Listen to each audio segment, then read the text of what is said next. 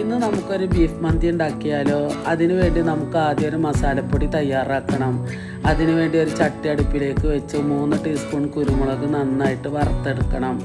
കൂടെ തന്നെ 1 ടീസ്പൂൺ ചെറിയ ജീരകം നല്ലപോലെ വറുത്ത് രണ്ടും കൂടി മിക്സിയിലിട്ട് പൊടിച്ചെടുക്കാം.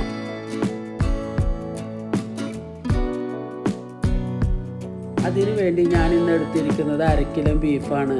അതിലേക്ക് പൊടിച്ച് വെച്ച മസാല ചേർക്കാം. 4 മാഗി ക്യൂബ് ഇട്ട് കൊടുക്കണം. പിന്നെ ഒരു സബോള പൊടിയായി അരിഞ്ഞത്, കുറച്ച് ഇഞ്ചി വെളുത്തുള്ളി പേസ്റ്റ്, കുറച്ച് മല്ലിയില പുതിനയില, ഒരു ക്യാപ്സിക്കം പൊടിയായി അരിഞ്ഞത്, 1 ടീസ്പൂൺ മന്തി മസാല, കുറച്ചധികം ഓയിലും ചേർത്ത് നല്ലപോലെ മിക്സ് ചെയ്യണം.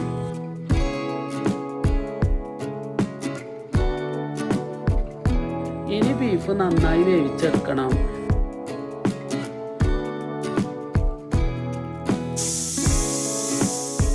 ഇനി നമുക്ക് മന്തി തയ്യാറാക്കാം. അതിനു വേണ്ടി ഞാൻ 3/4 കിലോ സെല്ല റൈസാണ് എടുത്തിരിക്കുന്നത്. അത് 3 മണിക്കൂർ വെള്ളത്തിലിട്ട് കുതിർത്തി വെച്ച അരിയാണ്.